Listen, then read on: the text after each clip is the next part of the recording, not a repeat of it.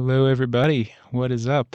My name is Andrew Fletcher, and I'm a Vipassana meditator, and I could not be more excited to make this video. I just finished my sixth 10-day Vipassana course with S.N. Goenka in the tradition of Sayagyi Oba Kin, and it feels like yesterday when I was just on my first course, but that was about 6 years ago. And so in those 6 years, I've developed so much in this technique, and it's helped me so much. And so it's so funny, this course I was sitting all the way at the front. I was one of the most experienced students there. And so a lot of people told me afterwards that they drew a lot of inspiration from me. And so they could tell that I was practicing at, I suppose, a more developed level than when I was just starting out. And so because of that, a lot of people had a lot of questions for me. And I found so much joy answering these questions and helping to dispel some of the confusion and doubts that it feels like I had the exact same questions like yesterday, practically. And I wanted to make this video to essentially continue that, to answer some of the questions that meditators commonly have, especially when they're new in this practice. And yeah, I just want to kind of share some of the things that I've learned over the past 6 years, which again have helped me so much, and I hope they help you, and I hope they give you some inspiration and guidance to continue developing in this technique. So I'm super excited. I have a lot of fun doing this, and yeah, let's get to it. So, first question, how do you sit so straight? How long did it take you to sit like that? Sitting in the front row, I, like this person alludes to, I was sitting quite straight in my posture. And a lot of people after the course told me, oh, I could see you like you were like a statue, like perfectly aligned and always sitting up and all that. To answer the second question first, it took me about 5 courses to sit like that. And it's actually, maybe it doesn't sound like that big of a thing, but actually it's a really interesting kind of phenomenon. Just that when I was starting out in meditation, my first 2 courses, I didn't even really notice much of anything with my posture. Maybe I just noticed some pains in my back. But my third course, as I was meditating on my third course, I started slowly sitting kind of like this. And by the end of a meditation session, I'd be sitting with my head to the side. And I could meditate. I kept a balanced mind and everything, or so I thought. But I was like, well, it's kind of weird that I'm sitting like that. And so I asked the teacher about it when I served a course after that, and he said, no, if your neck starts doing that, you should straighten up. You should fix it. And I said, oh, all right, well, okay, I guess I'll fix it then. So it was kind of an interesting learning experience. But what this meant was that on my 4th course, equipped with this knowledge, I spent basically my whole course going like this, just fixing my posture over and over again. And so that was a very difficult challenge, in fact, because as I came to understand on my 5th course, and then again on my 6th course, this past course, to keep the mind very stable in Vipassana, you need to keep the body very stable. And in fact, moving actually can disturb the mind, especially if it's moving as a reaction to sensations. So for example, maybe I would feel some pains in my back, and I would think, oh, I'm not in the right posture, so I got to fix it to kind of get more comfortable, to try to get rid of this pain, to try to change something. And if you're trying to change something, no. That's not how you do it. You always need to accept the reality of this moment as it is. It is possible to straighten up, but make sure you're doing it with a very balanced mind. One last kind of interesting thing is on this course, I felt like I was sitting in a bent kind of posture, maybe bent like my shoulders down or something like that. And interestingly, I thought, well, if I move, it'll unbalance my mind. So I'm just going to wait till the last possible moment to move. Like once I'm absolutely sure, okay, I need to change my posture, then I'll change it. And so I would go the whole hour of meditation and I'd open my eyes and I'd look down and I'd say, oh, actually I've been in good posture this whole time. So it was like my mind was playing a trick on me, trying to make me think I was in the wrong posture when I wasn't. And, 3, 4 courses ago, I had the opposite kind of happen when I was in a wrong posture, but my mind kind of tricked me into thinking it was the right posture. So it probably seems like a simple thing, but in fact, it's really interesting to note the ways that the mind kind of resists its own observation. And it's something that I've developed over time in Vipassana. These things kind of fix themselves, thank goodness, over the course of a lot of, slow progress and patience through a lot of pain, but they did eventually kind of fix themselves. And now, yeah, I can sit really quite comfortably in a very straight posture. That's not to say I don't have any pain, but rather it's just that sitting with the pain and not reacting to it, and just being really invested in the moment and just accepting this moment as it is, pain or no pain, I'm doing the right thing. That's what let me get to a much deeper level in my meditation, both on my 5th course and again on my 6th course. All right, next question. How do you do continuity of practice at a more advanced level? So this is a great question. Continuity of practice is the secret to success, as Goenka always says, and I think there's really something to that. On your 1st course, Goenka mentions on day 7 that he wants you to practice continuously, meaning even when you're not meditating in a sitting posture during a 1-hour group sit or during meditation hours. In theory, you get a break after, and you get up and you walk around and you stretch your legs, but Goenka says, no, but meditate continuously, meaning keep the awareness within the framework of the body. Don't just walk around and let the mind get distracted and stuff. Try to keep up the continuity of awareness for forever, basically. I mean, the more you can do it, the better. And of course, naturally, it comes and goes. But one of the fascinating things that I experienced on this course was working with that continuity of practice. And this course especially, I reached a pretty deep level with it, I think, because between meditations, I would maintain, just a very strong continuity of practice, continuity of awareness. And this helps me get to a much deeper level. Now, how to do it, how to do continuity of practice. I think it's all about maintaining a very balanced mind. And so I find if my mind is very balanced and relaxed, then it's much easier to keep the attention within the body. And I'm going like this, but in fact, you're not actually meditating, probing the body. It's more just, let's say I close my eyes, I feel a sensation here, I feel a sensation here, and so forth. It's not continuing to move the attention. It's more just kind of observing whatever sensations have cropped up. And yeah, it's a very effortless observation, I would say. So there's not really much you can do you certainly can't force it. But one of the things that I noticed on this course, though, was being intentional about keeping the mind very balanced in between meditation sessions. So, for example, even when I was sitting in the dining room eating, I would do it so slowly so as not to disturb the mind. So I'd take a bite and I'd put the fork down. I wouldn't look at the food. I would just chew, feeling the sensations in the mouth. Okay, swallow. Okay, pick up the fork, put another bite in, put the fork down. It maybe sounds silly, but in fact, this helped me really keep my attention just rock solid. Because one of the things I've noticed in the past, on past courses, is how distracting eating can be if you just go at it, just yum, yum, yum, yum, yum. And in fact, it's just, I think that's from the mind's craving. And so maintaining continuity of practice and keeping a balanced mind basically means just don't get overpowered. So don't get overpowered by craving, don't get overpowered by aversion, don't get overpowered by ignorance, don't get overpowered by thoughts, basically, and just start the chatter, and then the chatter leads over here, and then you respond to the chatter within your own head. It's like, no, stop all of that. Just go really, really slow.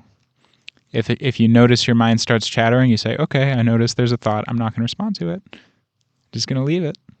So that was a big thing for me. The other one was walking really slow, not slow intentionally, just in slow motion, one step. No. It's none of that. That's taking it a bit too far, but rather it's just walking at a naturally relaxed and very patient pace, which for me was a little slower than my usual walk, but feeling every single step, and it was like feeling every single toe when I took a step. It's like I feel, my middle toe as I'm stepping on the ground, and so anyway, this is kind of a longer answer than it needs to be, but basically just stay relaxed, try not to disturb the mind, and then I think the continuity of practice naturally follows. And yeah, just the point is to kind of keep the attention in the framework of the body. There's two more things I could say. The first thing is knowing that and understanding that the pains and those things that you feel in the meditation kind of just they're kind of all in your head. Like, I know a lot of people probably don't want to hear that. You probably think it's because you've been sitting for 6 hours that you feel a pain in your leg. But in fact, I've found that like as soon as I get up and I'm just observing the legs, it's like, no, that just went away just so fast, And in fact, on this course, I had a lot less kind of like residual pain, like pain between sittings, as on previous courses. Like I had almost none because I left it all kind of in the meditation. And then I get up and it's like, okay, now we're moving forward. We're observing more things. So you don't really need to be afraid of continuity of practice. Like focusing on the pain, you'll notice that it goes away pretty fast. And then last thing I'll say about this is the not sleeping.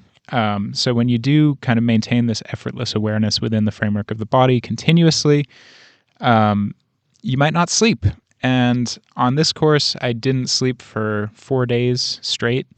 That's not to say I was fully awake for 4 days straight, but it's just to say that when I would go to bed at night, I wouldn't lose consciousness.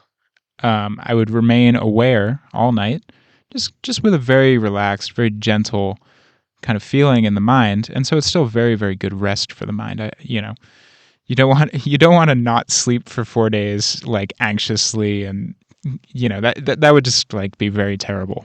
But with an extremely relaxed mind, you just lie down, you give rest to the body, and the mind is very relaxed. It gives very, very good rest to the mind, and that's just kind of how it goes. And then you wake up with awareness of the sensations, and you just right back into it.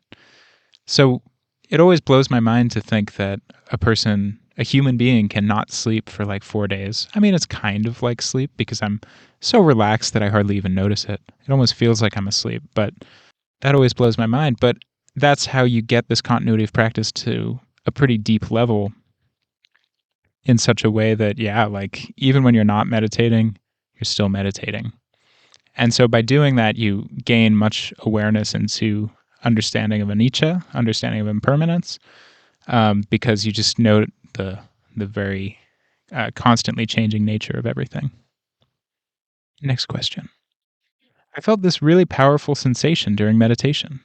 Does it mean something? Short answer, no. So I want this to be very clear because Goenka is pretty clear about it, and it's certainly a question that I had when I was a newer meditator. The sensations that I feel in my meditation, is it a reflection on me? Is it a reflection on my progress? If I feel a free flow throughout the body, if it's a strong flow, does that mean I've made good progress in meditation? And the short answer is no. Goenka is very clear that no matter what sensations you feel in your meditation, all of them have the same characteristic of anicca, anicca, anicca, changing, changing, changing. Solid, gross sensations feel like they last for a while. Maybe you notice kind of this rocky pain and it sticks with you for some time.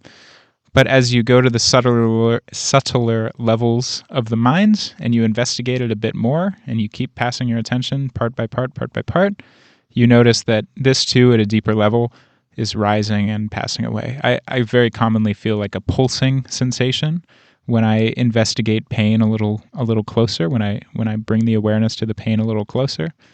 That's not to say you should intentionally just jump to the pain and say, I'm going to focus on this for a while. No, don't do that. But, next round, you notice it's a bit different. Next round, you notice it's a bit different. Next round, you notice a bit different. And that's all you have to do. Just remain equanimous. don't get your ego wrapped into this, because the sensations themselves do not matter. You haven't achieved something if you feel some powerful sensation, and you're not a bad person if you feel some solidified sensation. You're not doing it wrong. In fact, maybe you're doing it right. So just keep working with whatever sensations you have, and you'll continue making progress. Speaking of which, Goenka mentions that the only way to measure progress on this path is by your equanimity. So just keep developing your equanimity. It's not by the sensations you feel, but by the equanimity you have towards them. Equanimity, that means non-reaction, right? So if you feel these kind of gross, painful, solidified, intensified sensations, but you're able to sit with them, then you're making progress. And that's all you have to do. Keep doing that.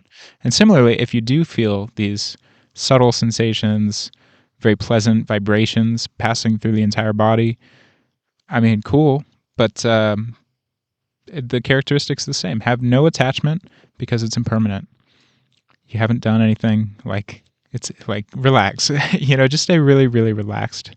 That's often how I think of equanimity, particularly when I'm dealing with gross, intensified, solidified sensations. It's like, look, just relax. Don't try to change anything. Don't react to anything. No craving and no aversion. Next question. Can you explain what bangha is? What can I do to get there? I think I might have felt it, possibly. I was feeling this and that. Did I practice correctly?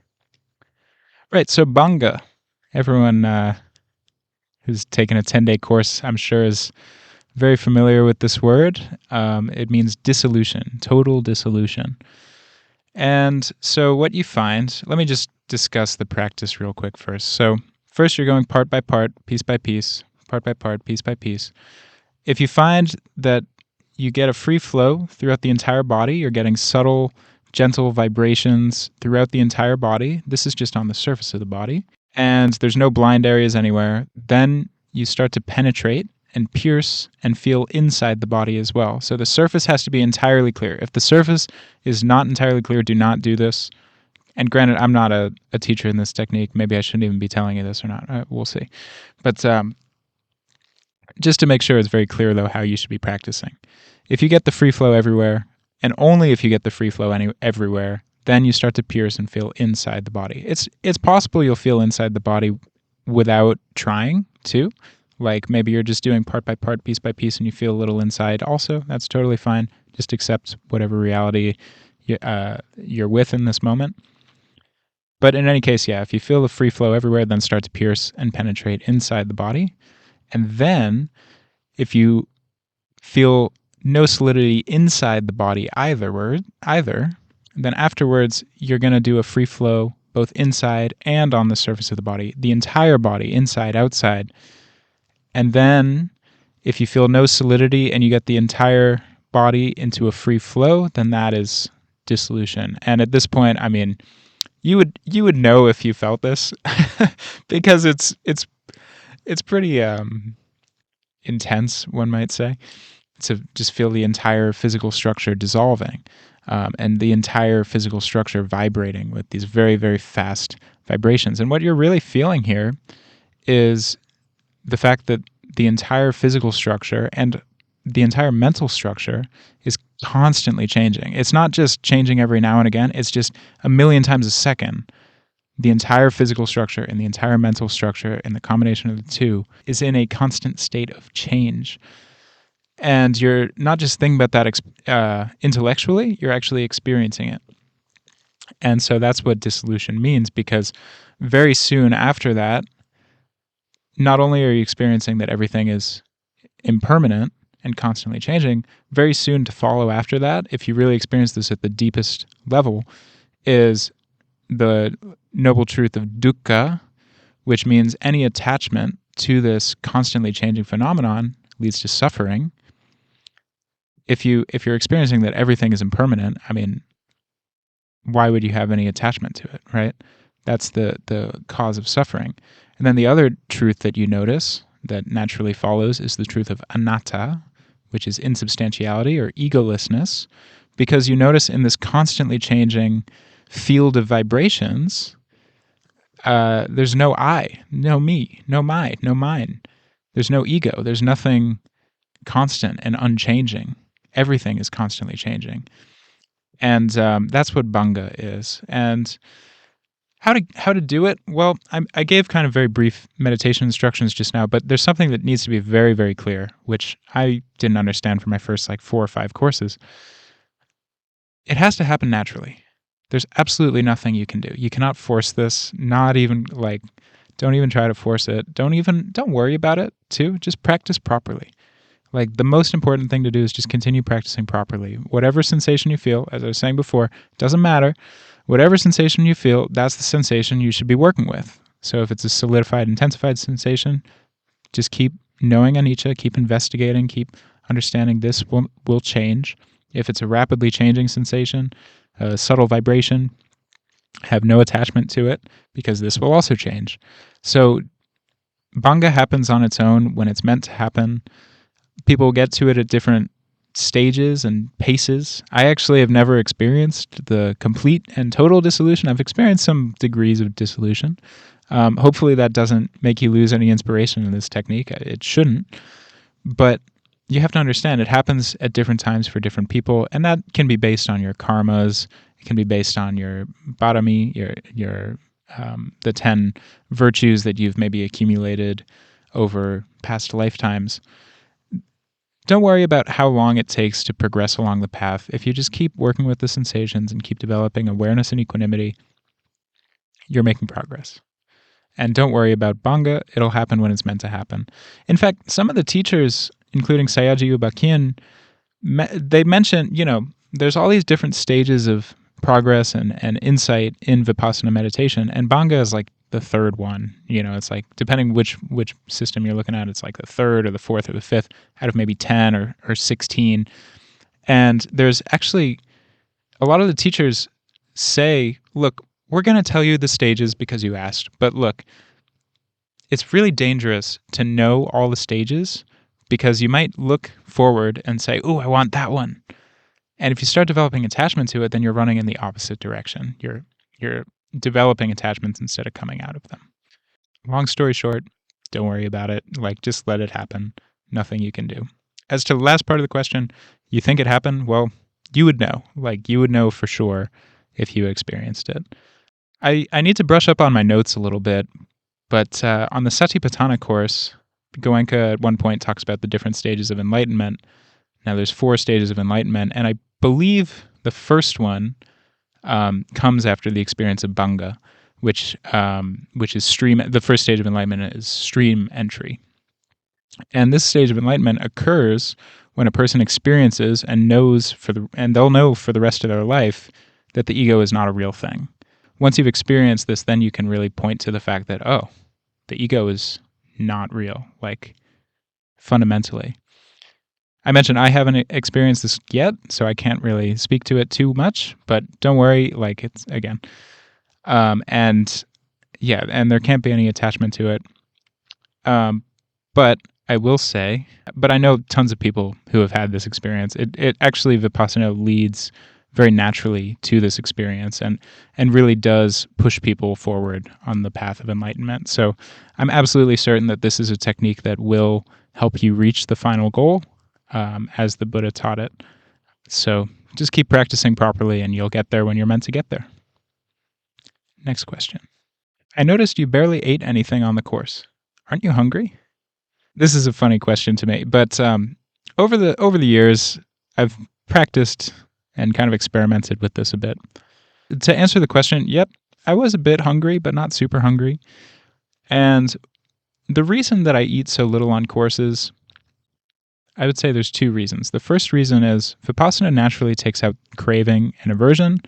As you crave less, you don't want food as much. You don't feel the need to eat more. So very naturally you eat less, and that's totally fine. That's, there's nothing wrong with that. And actually, I didn't even really feel hungry at any point. I felt a little bit hungry here and there, but I wasn't starving by any means. And going back to the continuity of practice point, I wouldn't let myself get overpowered by craving for food. Now, that's the other thing I wanted to mention is on past courses, I had gotten overpowered by craving for food, even craving for water. I remember at one point I was in Thailand. It was a very hot course, and one night at like 8 p.m. after the discourse, I just know I got overpowered by craving, in this case, for water. I was just like chugging glass after glass of water before I kind of came to my senses, and I was like, okay, that's probably enough, right? So as I've kind of developed in the practice, I don't get overpowered as easily, and I feel, okay, that's probably enough. I feel that pretty quickly. And yeah, on maybe my fourth course, maybe my fifth course, and certainly while serving a number of times, I notice if I go back for more food, I'm much more likely to eat too much and then kind of like lose a bit of balance in my mind. I was very intentional about, okay, I'm going to take my food and then I'm not going to go up again. Like, no matter how I feel after I take a little bit of food and eat it, I'm not going to have more. Because, again, the craving might raise its head. I'm not going to react to it. And I found that to be really helpful. And so I would take really small portions, but I wouldn't let myself take more. And by eating it really slowly and just kind of like sitting there and really feeling the deep awareness in all moments, I didn't feel hungry. And actually, by the end of eating even a very small meal, I'd feel like, oh, I'm stuffed. I couldn't possibly eat more, you know? And so, so I ate very little.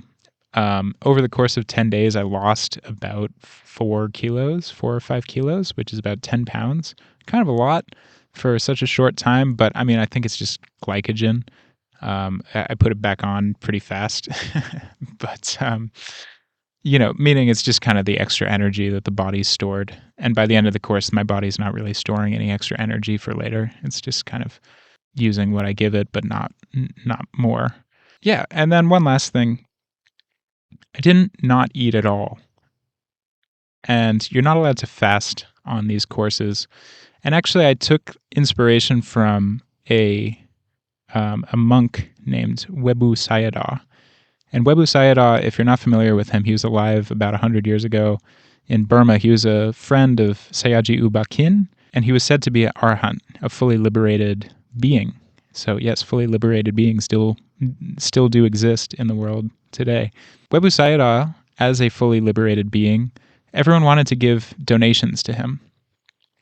They wanted to give dana and earn merit by feeding a fully liberated being. And so he would get maybe 100 meals on his daily alms round. And of course, he can't eat all that food, but he made it a point to take just a little spoon from every single plate so that everyone who gave dana could get that dana of feeding an enlightened person. So it made me think on this course, well, okay, even though I'm not really hungry, maybe I don't want to eat breakfast, maybe I don't want to have the disturbance of the loud, dining room, and as much as I would love to not eat, I still should, so that the people who donated this food can also develop in their paramis and in their practice. And so it's really cool to take inspiration from him and, learning about the different teachers and figures in this meditation and just in spirituality in general and kind of how they approach these problems has been actually really beneficial to my practice because I get a lot of inspiration from Webu Sayadaw and all those guys. Next question. After 6 years of practice, is meditation the purpose of your life? This is a good question. And my answer is not really. I suppose it's certainly meditation is a very important part of my life. And maybe even the most important. But it's not the only thing that's important. If it was the only thing that was important, maybe I would go become a monk or something, which is something I've considered. But it's not the only important thing. However, it's maybe the most, of the important things, it's maybe the most important thing. Because my meditation practice is very foundational to everything else that I do.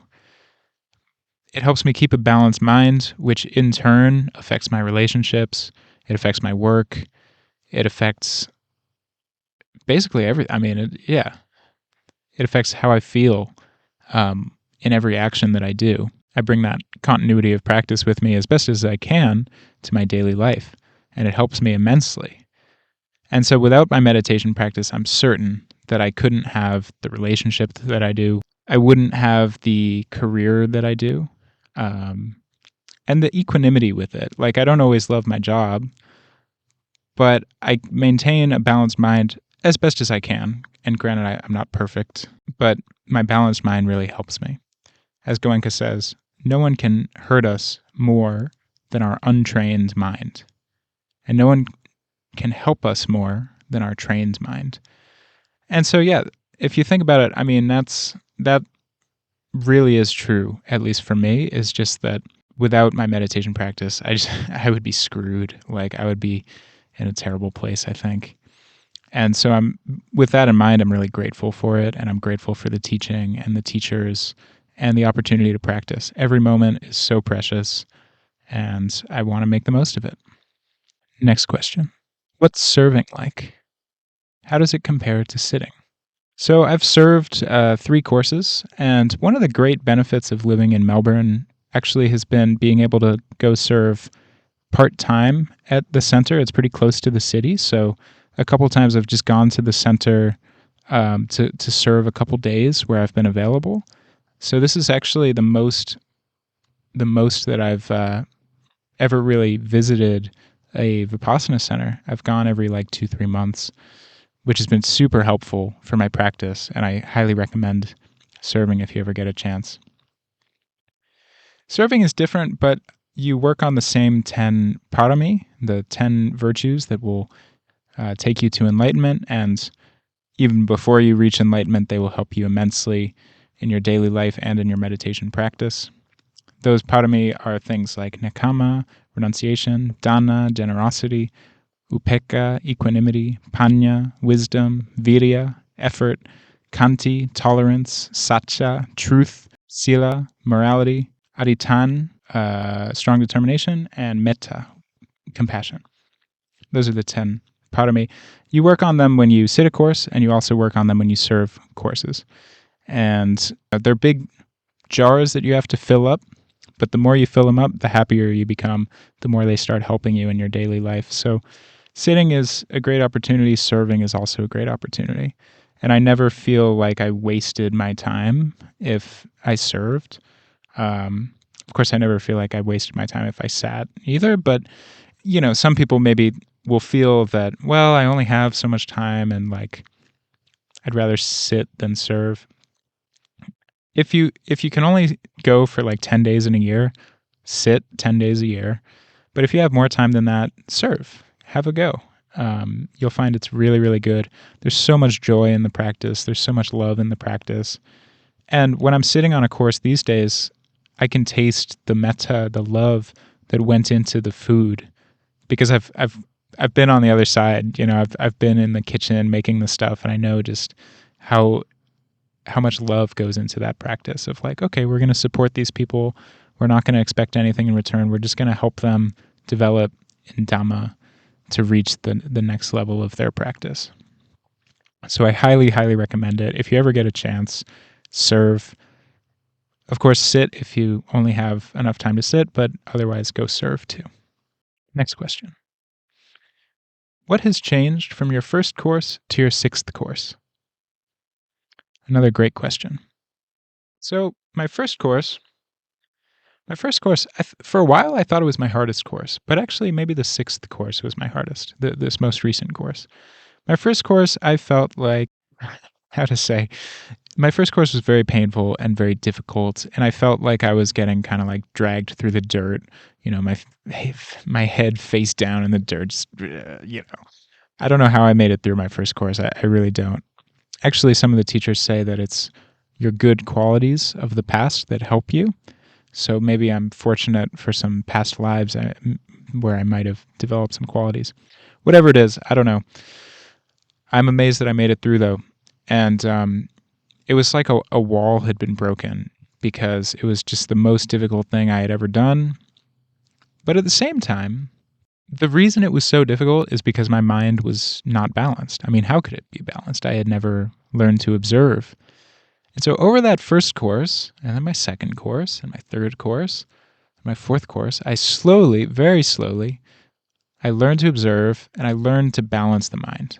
Now, those first 3-4 courses, progress was pretty slow, to be honest. I still had a lot of attachment towards, if I reach bangha, I'm doing something right. I've achieved something, and achievement is ego. It's not an ego thing. Just let it happen. So I still was judging my meditation a lot, and I wasn't ready to really truly observe. I remember my 4th course was really funny. I was sitting in Thailand. It was very hot. So hot that even sitting still, I would sweat profusely and sweat through my shirt and all that. And I just remember being so angry at the sweating. And there's great irony in this because in Goenka's discourses on day 4, he literally says, he was describing exactly the same situation I was in. He had a friend come to the course, and his friend had he was sitting in a meditation cell and had taken off his shirt and taken off his undershirt. And they ask him, "Are you experiencing sensation?" And he says, no sensation. And it's then why have you taken off your shirt and your undershirt? You must be experiencing heat. You must be experiencing perspiration. And it's he was looking for something special. He wasn't experiencing the reality of this moment as it is. He wasn't experiencing the nature as it manifested itself. And similarly, I was in the same boat. I was maybe looking for something special in this meditation practice. That 4th course was a very difficult course, but a very important course for me because, I started kind of observing natural reality as it is without trying to change it. If I'm sweating, okay, well, sweating is a perfectly normal, natural phenomenon. I accept I'm sweating. Okay, nothing wrong. Don't react. Don't agitate the mind for no reason, and then you lose the balance of the mind, and there you go, off on your misery, circle. It just goes and goes, right? So stop the circle, stop the reaction, stop the blind reaction, and just learn to observe things as they really are. And so that led to a really big breakthrough on my 5th course. My 5th course is the first course and only course where I was actually able to sit through every single adhitthana sitting without changing my posture. Even on my 6th course, I couldn't do that, which I'll come back to in a minute. And so that was a huge breakthrough for me. I was shocked how my 5th course went. But what it was and what I had been developing over 5 years prior to that was just this sense of, we're going to feel some sensations. Not all of them are going to be good, but it's my job to not react. It's my job to just observe, to just sit here, just sit still. If I notice thoughts starting to come up, I just say, no, just keep it quiet. You don't have to engage with these thoughts. Just be perfectly still, perfectly silent. And so that led to huge breakthroughs on my 5th course. My 6th course, interestingly, some of the same insights, but I was also experimenting a bit more with the technique, trying different things, trying different ways of examining the body, and sitting incredibly still, which led to a pretty deep concentration of the mind. I feel like I concentrated a lot deeper this course than any previous course, which brought up more difficult challenges and some more difficult sensations to sit with, which ultimately did lead to me changing my posture a couple times during adhitthana sittings. Nothing wrong with that. The point is not to torture yourself, so if you need to change your posture, change your posture. When I did change my posture, I didn't feel negative about it. And over the first 3-4 courses, even my 5th course to an extent, if I felt like I got overpowered in the meditation, I would feel negative about it. I'd feel like, oh man, I'm terrible. I can't do this meditation thing right. Whereas now it's just, no, okay, smile and try again. Goenka literally kind of says that. It's you learn to just accept, okay, what's done is done, smile and try again. And so that was immensely helpful to me. And I really felt like I was on the cusp of the challenge for every single sitting on this course, which was both a blessing and a curse because it helped me work really hard and it helped me really make a deep operation of my mind. But it was also very, very difficult. Long story short, from course to course, over the past 6 years, I feel like I've really kind of started understanding the technique and understanding how I'm meant to work. Because I've really learned how to keep the mind very balanced, even when sensations are arising. I've gained so much faith that, like, okay, no, even though there's this really strong, intense sensation right now, I've gained faith in, like, I will just sit here and not do anything about it and it will be just fine. You know, maybe 3-4 courses ago, I would have said, oh, but this is an exception. I can lose my balance over this because it's so extreme. But now it's like, no, no, no, relax. It's anicca. It's anicca. And so I'm putting words to all these things, but really this is kind of an intuitive understanding at the experiential level. It's just kind of how I operate, not like how I think about operating, if that makes any sense. So you kind of have to go through these things. You know, I'm confident that everyone comes to their own understandings on their own. Like, my understandings and my insights over the past 6 years will be different than yours, and that's okay. I think the bottom line is just keep practicing, keep developing awareness, keep developing equanimity, and you're sure to make progress. That's all you really need to do. Next question. You sat so quietly. Did it bother you when other people coughed, cleared their throats, etc.? It's kind of a funny question. On this course, sitting all the way at the front of the room near the teacher, I was maybe the most experienced student, except for the center manager who was on this course. I was aware of the fact that excuse me, I was aware of the fact that I was meditating at a very deep level and like a very subtle level, and I couldn't even really hear the breath entering and leaving my nostrils because it was so subtle, it was so soft. And I'm like, I'm so quiet sitting here, right? And of course, everyone behind me is coughing, they're, you know, changing their posture, they're doing this and that. And yeah, at times it made it more difficult to meditate, but this is very important. It's not their fault. It's my fault, right? Because one of those parami that we all have to develop on our way to enlightenment is tolerance, khanti, which means there's going to be disturbances in the outside world, but don't let your mind lose its balance in reaction to them. Don't react. So that's a big thing I was working on this course, is noticing, okay, yep, someone's coughed. And I was very I was very sensitive to the fact that, okay, someone's coughed, and immediately my attention runs away. It runs out of my body. And so instead of getting upset about this and saying, oh, but my meditation needs to be so good and blah, blah, blah, you know, having attachment to the quality of meditation, the quality of focus. No, it's understanding, no, it's me, not them. It's me who made my attention go. Just gently bring it back with compassion and continue to work. Like, you don't need anything in the outside world to suit you. Don't try to change anything. That's a big thing in Vipassana. Don't try to change anything. Just accept the reality and continue working. And so that's what I tried to do. And it was it was beneficial to my practice. It was quite difficult, though, at times. But I didn't snap at anybody. There were a lot of times when I wanted to just go, shh, like, be quiet. But I didn't. I didn't at all, because then in reaction to them maybe causing a disturbance, I would have caused a disturbance. And so then the cycle of negativity just goes round. So this is something very important to keep in mind in daily life too, especially because not everyone in the world is a meditator. Even meditators cause distractions too, but especially people who aren't meditators can cause some distractions. You know, maybe they make some choice out of ignorance or ego and it impacts you in a negative way. Learning to just say, okay, they made a mistake. I'm not going to do anything. I'm not going to make a mistake just because they made a mistake. I'm going to sit here with a balanced mind, let it go, and continue. Because my job is not to get on their case. My job is to keep my own mind very balanced. Next question. Why this technique and not another method? Very important question. And one that I found myself asking not so long ago, because one of the things Goenka says, I'm pretty sure, I might need to revisit my notes. One of the things he says is, may all beings get this technique.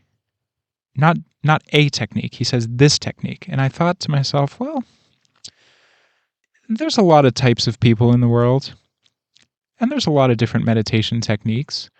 If someone gets another technique that works for them, and it's not this one, but it works for them, how could I be opposed to that? Right? So I found myself thinking, well, yeah, I do believe that Vipassana can help all people because it's very rational, it's very logical how it works.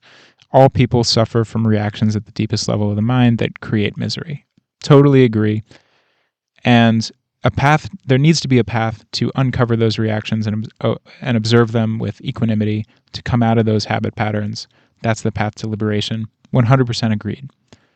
Vipassana is one path. Absolutely agreed. But is it the only path? I'm not sure. And I did a bit of research, because even in Vipassana, there's so many teachers, there's so many different ways to practice. I was looking up the International Meditation Center, Sayagyi Ubakin's center, because I take a lot of inspiration from Sayagyi Ubakin. And I was thinking, I'd love to visit Sayagyi's center at some point. And then I was looking it up and I noticed, they do meditation courses there. And it's a bit different than this tradition that I practice. So like maybe I can't just walk in and visit sometime. And so I was reading about it and I'm like, they're not being taught by Goenka. There's another Vipassana here. Another of Sayagyi's students teaches or something like that. There's different centers. I forget which one, which teacher this center uses. And so, it just got me thinking, like, is this the only path? The one that I'm on, is this the only path?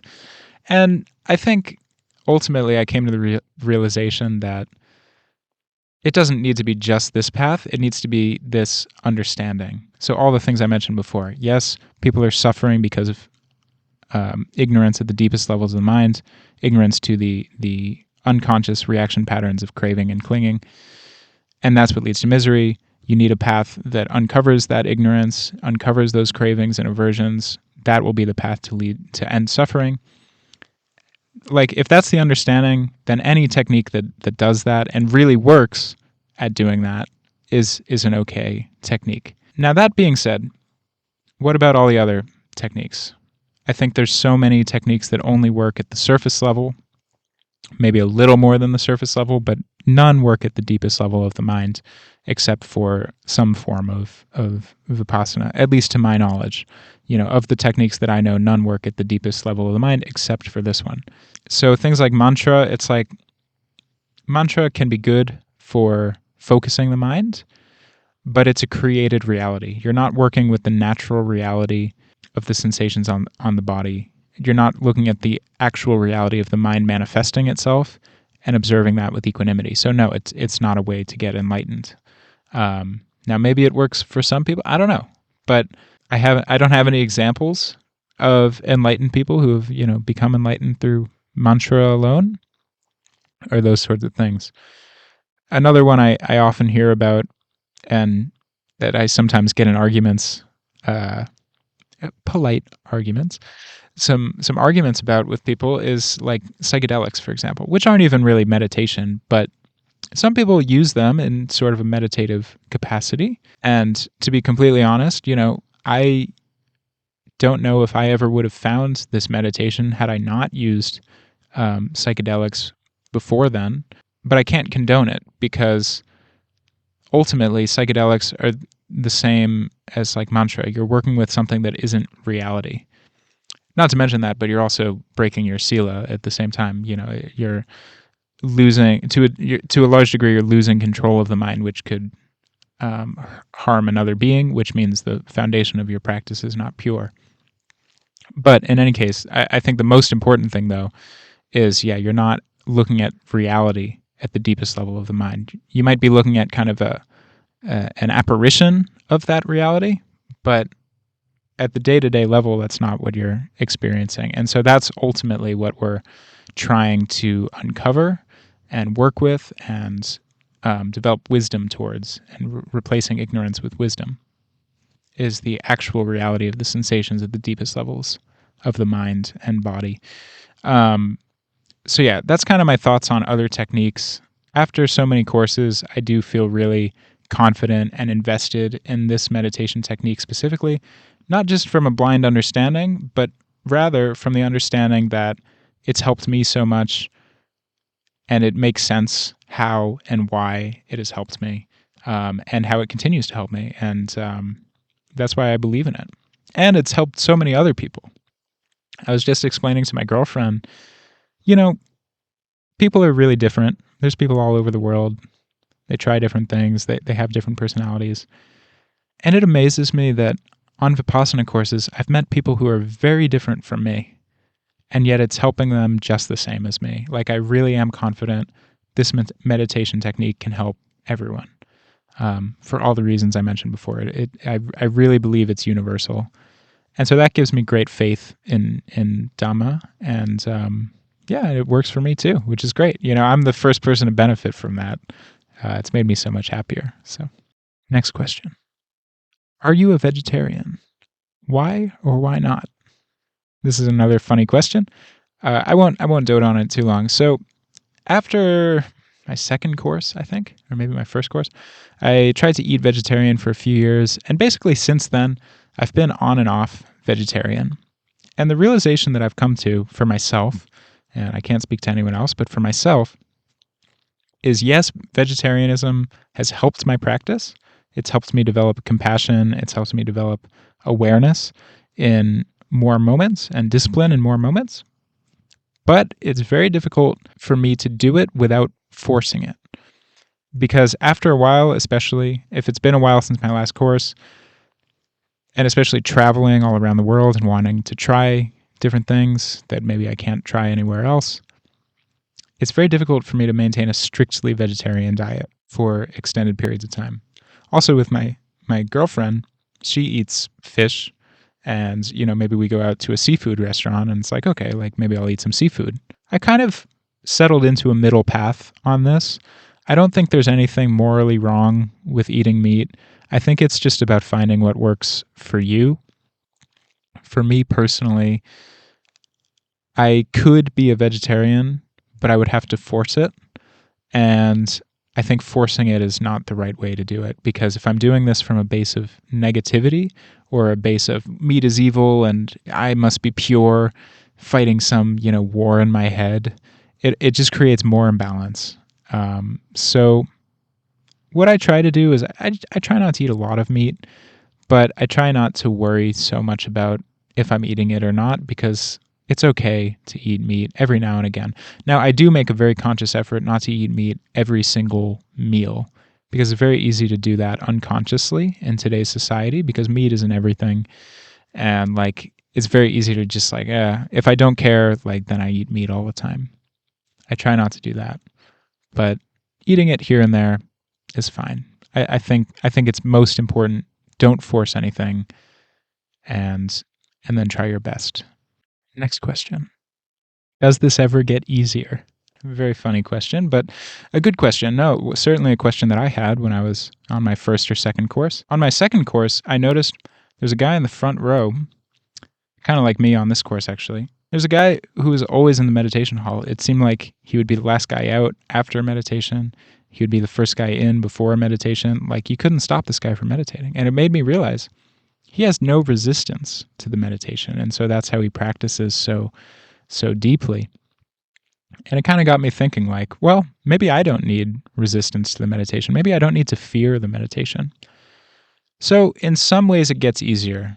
And certainly on this course I noticed, I'm not resisting. The first 5 days of this course to me were really easy, actually, because I was we're just at the surface level of the mind. I'll develop my awareness during Anapana. I'll go through the first couple layers, first 2 days of Vipassana. And it wasn't that difficult. I didn't have any resistance. I was I'm going to meditate. There might be some pain, whatever. It's impermanent. It'll go away. Nothing to fear, nothing to worry about. And so then eventually I did get to the deeper levels of the mind around day 6.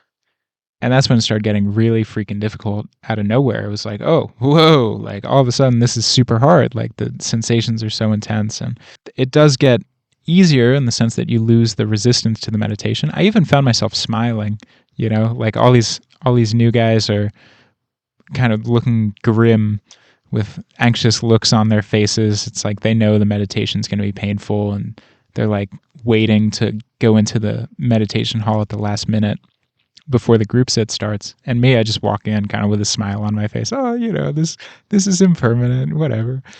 But that said, after the 6th day, I started hitting kind of very deep layers of the mind, deeper than I've ever really been to before. And working at those levels was difficult for me. It was great progress, but it was also probably the hardest thing I've ever done. And ultimately, looking back over 6 courses, I would say some of them are harder than others.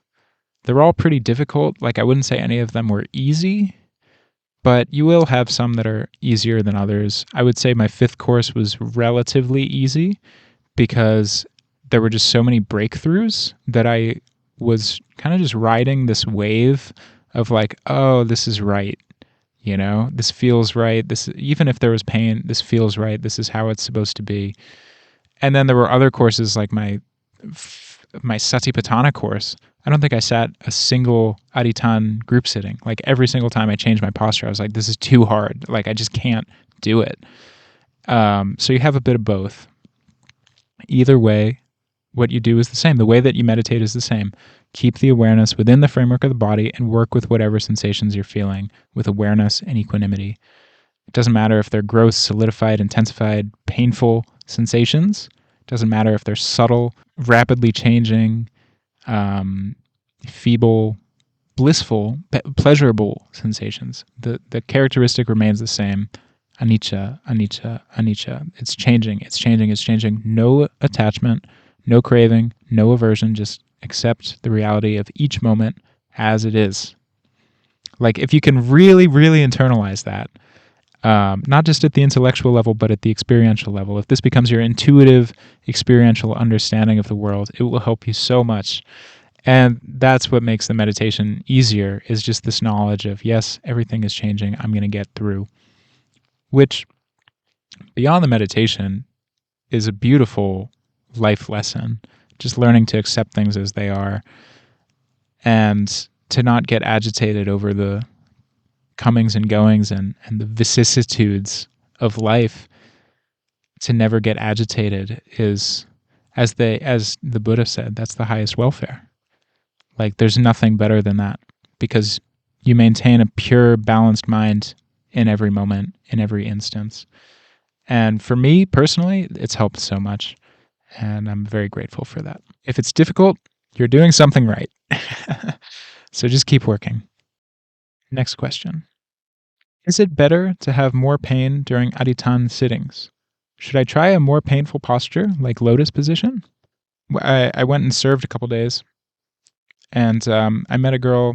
It was her first course, and she said, oh yeah, I was learning to really enjoy the pain, so I tried to make it more painful for myself. So I tried to sit adhitthana in lotus position, and like my feet turned blue, and like I had to get up, and so like I needed to get up and walk out of the Dhamma hall. And so as I got out of my posture, my legs were numb, and I tried to stand, and I fell over, and I said, I swore, and everyone in the hall could hear her. And I was like, well, they're pretty clear. You don't need to torture yourself. And granted, as a new student, I did this too. Actually, you can go back and watch a video I made from after my first course when I was like trying to make it as painful as possible for myself. But that's actually not how you should do it. If you're finding that you're torturing yourself, like relax, like change posture, like don't do this just to hurt yourself, because you're running in the opposite direction. Because that's a sure sign that you've lost the balance of your mind and that you're reacting. And in the case of that girl, she caused a big disturbance to the students who were working around her. So, not to guilt her or anything, but it's just an observation. Always try to keep the balance of your mind. To me, that's what adhitthana really means, because you can make it through these very difficult group sittings if you do keep a balanced mind. So it's just holding that intention with strong determination. Adhitthana, the word means strong determination. Holding that intention with very strong determination, no matter what comes, I will keep a balanced mind. You can make really big progress in those group sittings, in particular, I've found. But that's not to say you should torture yourself. You should never torture yourself. In fact, on this course, I mentioned before, I was breathing very quietly. even like clearing my throat, like swallowing the saliva in my mouth. I was like, on maybe it was day 5 or 6, I was like trying to control it and trying to not let it happen, which is a reaction, by the way. You have to let things be as they are, no attempt to change. But I was working with the knowledge of, if I don't react to it, this will go away. And so I wanted it to go away, which is again a bad sign that you're doing something wrong. And so I didn't let myself swallow at all. And same with the breath. I was like, I want my breath to be subtler so that I can work at a deeper level. So I'm like, even if I feel like taking a deep breath, I'm not going to. And so in one very difficult group sitting, I felt like I was dying because I felt like I was being choked. Like I couldn't clear my mouth. I couldn't breathe. And then afterwards I was like, oh, that's what they mean by torturing yourself. Like literally felt like I was trying to like die or something. You know, it was really, really difficult, really, really painful. And so after that, I was like, oh yeah, like don't make it such a big deal. If you need to clear your throat, clear your throat. Like if you want to know what non-reaction is, that's what it is. It's like, I'm not reacting to this. I'm not going to make this a big deal because it's not a big deal. And so then I would, after that, like I didn't fixate on the sensations in my mouth while I was meditating, which helps me get to a deeper level. I didn't fixate on how deeply I'm breathing during the meditation, which helped me get to a deeper level. I just accepted, okay, whatever's going on naturally is going to go on naturally as it needs to go on, but my job is to keep the awareness moving. Okay, the awareness is here. Don't worry about these other things. Let them sort themselves out. That's really what it is. Don't try to change it. Let it sort itself out. So no, do not torture yourself. If you are comfortable in a lotus position, okay, sit in a lotus position, you know, like go ahead if you're comfortable. I personally sit in half lotus, which for a couple courses I was like, well, this is pretty painful, but I think it's all in my head. And sure enough, I think it is all in my head because now I can sit actually quite comfortably in that position for extended periods of time. Next question. What do you think about other teachers in this tradition, like Sayaji Ubakin? Yes. As I've developed in Dhamma, I've done a bit more research on the lineage and the chain of teachers because I was curious and I was kind of inspired. I was like, this Sayaji guy looks really interesting. I'll do a bit of research on him. I highly recommend, there was a series of talks given by Patrick Given Wilson on the different teachers in Dhamma. I highly recommend them. They're all on YouTube. And watching those gave me a lot of inspiration. In fact, especially Sayaji, I think inspires me because he was a bona fide householder. Like he was a busy dude. He was the head of 4 different government departments and he was teaching Vipassana at the same time. Like, what? You know, like I have nothing against Goenka. I love Goenka, but I understand that, you know, he was able to devote all of his time and all of his life after, you know, like 1970, he was able to really focus entirely on meditation. Whereas Sayaji still had so many responsibilities, and I just feel so much respect for Sayaji. Also to be able to explain Dhamma so clearly, and I've dove into his teachings a bit, and like Goenka is like to the T the same. He's just teaching what Sayaji taught, you know. Like so, I feel like Sayaji is more responsible for how this was taught. At the same time, maybe Sayatet also, you know, he put together some of the first 10-day courses, I think. So I have respect and admiration for all of them. The other thing I noticed is Sayaji feels very much here and now alive to me. Of course, he passed away many years ago, but I can feel him at the center. I can feel him in the air, you know, like when I'm meditating. I can feel Goenka too. I can feel like all these different kind of beings, and I just send them metta. I can feel their metta coming to me, and I try to send metta back when I think of them. And I notice on this course, actually, when Goenka is doing the chanting at the beginning of the Vipassana instructions on day 4, he says Ubakin Dev something, but I noticed it for the first time on this course, and he's calling Ubakin into the center to help. He's like, that's how I imagine it, at least. He's saying, Ubakin, help me teach these people Vipassana. And I'm really moved, actually, by how much respect Goenka had for Ubakin. He built the global pagoda, which is the biggest dome on Earth, or at least it was 10 years ago, and I think it still is. He built that to honor Sayaji Ubakin, a place where 10,000 people can meditate together. It's crazy. He's like, this is a monument of gratitude to my teacher. And yeah, just understanding that I could not be here without Goenka, sure, but without Sayaji, without Sayatet, without Ledi Sayadaw, all the way back to the Buddha, like all of these people brought me here. And oh my gosh, I feel so much gratitude. And yeah, like whenever I think of them, I just try to send metta and send my gratitude, and yeah, just say, oh my gosh, like, thank you, Sayaji, and thank you, Sayatet, and thank you all these people who worked so insanely hard to make this moment come to be. I also mentioned before, I take some inspiration from the stories of these people.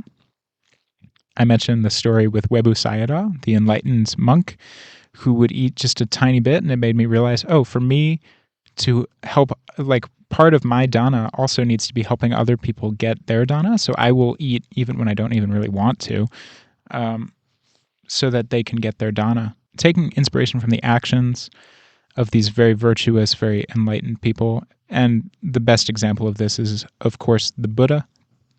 We hear so many stories of him on the 10-day course, and you can really draw so much inspiration from those stories. It's like every story is like a nugget of gold, that you can use to push yourself and to practice properly and get yourself further, get yourself more enlightened. It amazes me how in this tradition everything is done for the student to progress. The student should progress. The student should progress. It's never like, oh yeah, but the teacher should too. No, like the teacher's just doing it out of love, out of compassion. Like you progress, you progress, you progress. And it's very generous in that regard. It's because it's egoless at the same time. So it's always giving without expecting anything in return.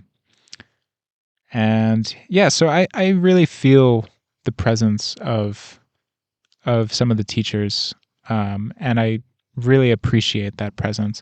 And it's kind of opened my mind because it's also helped me feel the presence of, for example, my grandfather who passed away in 2015.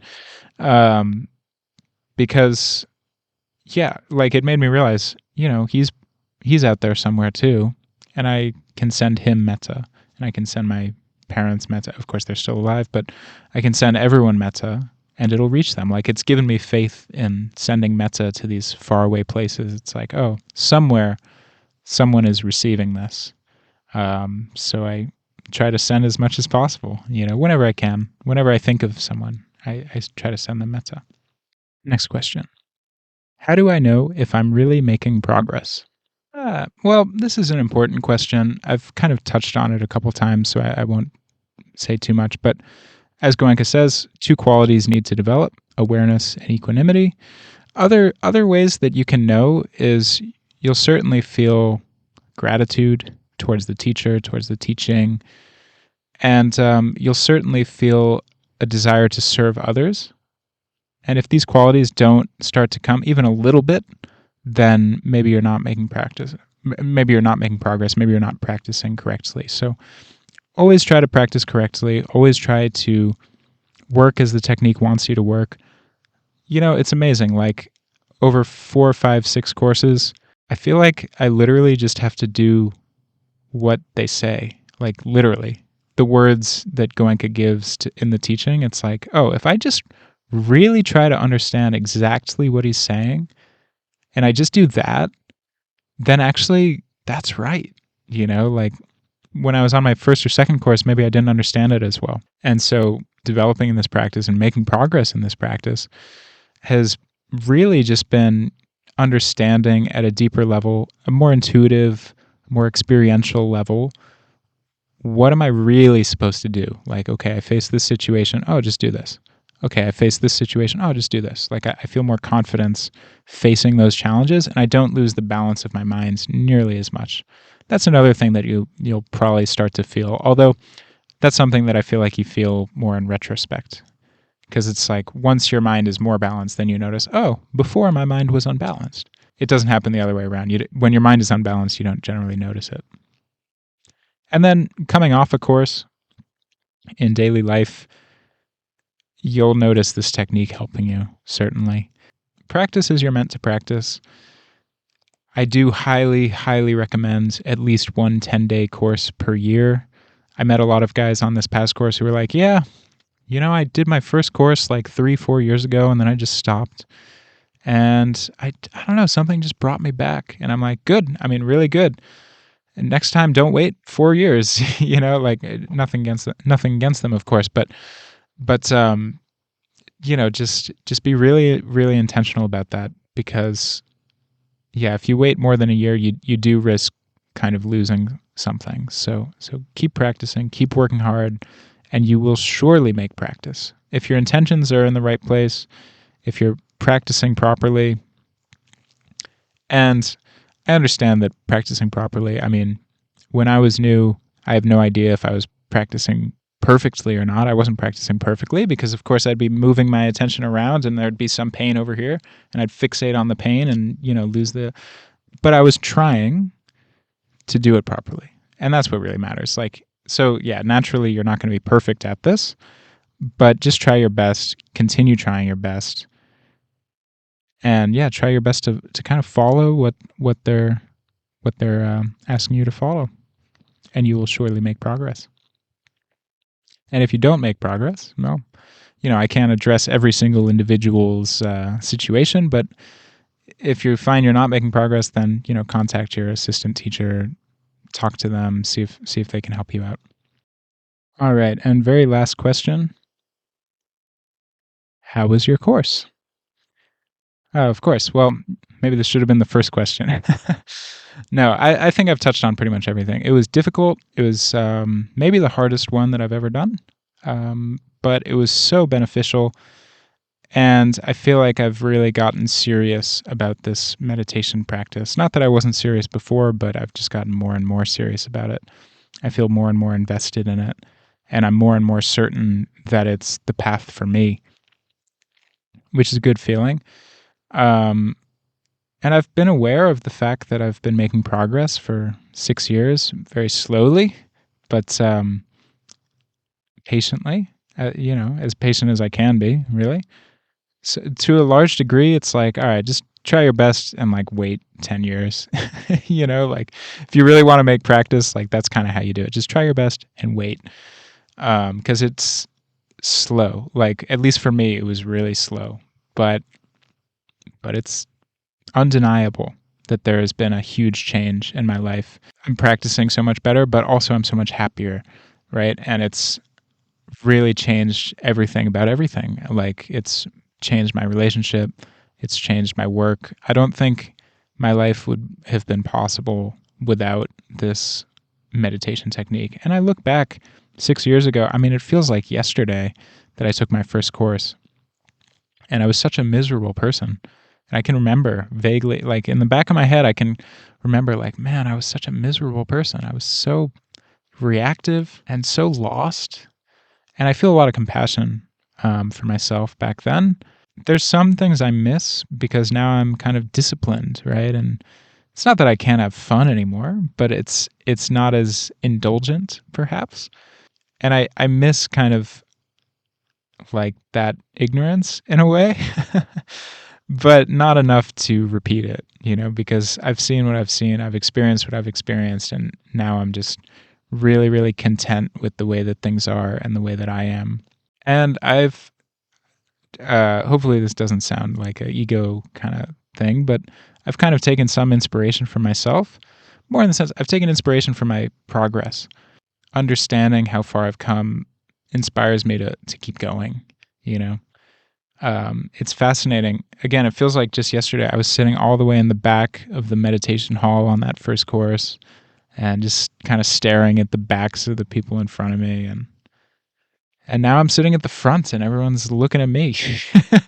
They're like, hey, you sat really straight. And I'm like, oh, well, I didn't always do it, you know?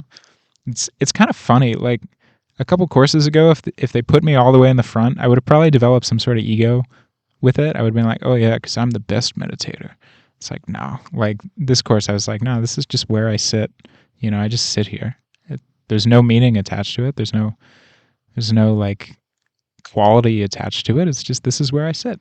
And I will send metta to everyone. Like I hope people get inspiration from me. I will strive to do my best to be an inspiration for them. And on this course, I was reminded, you know, I heard there's always people in the back who from time to time are going to get overpowered and cry. On my first course, I cried every single day. And I remembered on this course, but on my first course, I think I remember getting up one time and in the middle of an adhitthana sit and going to the coat room, kind of the foyer. And the course manager, as they're trained to do, gets up and he meets me. And I was crying. And I just remember this guy handed me a box of tissues and was just like, it's okay, you know? And sorry, I'm tearing up a little bit. But now I hear now I hear other people get up and they're crying. First I hear them crying and then I hear them get up and maybe they walk to the back. And then I hear the course manager go over and meet them. And it just makes me feel so grateful to have had that person helping me. And I'm so grateful that they have someone helping them. So it just keeps kind of paying itself forward. And yeah, because I don't know if I would be here, you know, if I didn't have so much support from people like that, and from centers, and from just so many sources. Like as you progress along the path, like you just get more and more support, really. And that's how you know. That's another way that you know it's the right path. It's just life gets better, life gets easier. Like it's not about these things that come and go in the physical world. It's about your minds that you're carrying. Your job is to be a good person. Your job is to not react. Your job is to keep a balanced mind. And the longer I spend doing this, the more I'm like, well, if I do my job, everything else works out. And I have so much faith that everything's going to be okay. Everything's going to work out as long as I take care of what's in here. So that's kind of my inspiration. And the more I do this, the more I'm benefited, the more it helps me. So that's why I want to pay it forward to you. I hope I answered some of your questions. If you had some, or if you just were curious, and well, now you know. So, but if you have more questions, please leave a comment. Maybe I'll make another one of these videos if there's a lot of questions. This was so enjoyable for me. This was really so good. So yeah. If you have a question, leave it in the comments. If you loved this, give it a thumbs up. If you want to see more stuff like this, give it a subscribe. Ding. And yeah, I wish you the best. Good luck on your journey. And until next time, take care. Be happy. May wisdom arise from your struggle. May your struggle awake you from sleep. May your nightmares at last turn to rubble. And may all of your life set you free. And may all of your life set you free.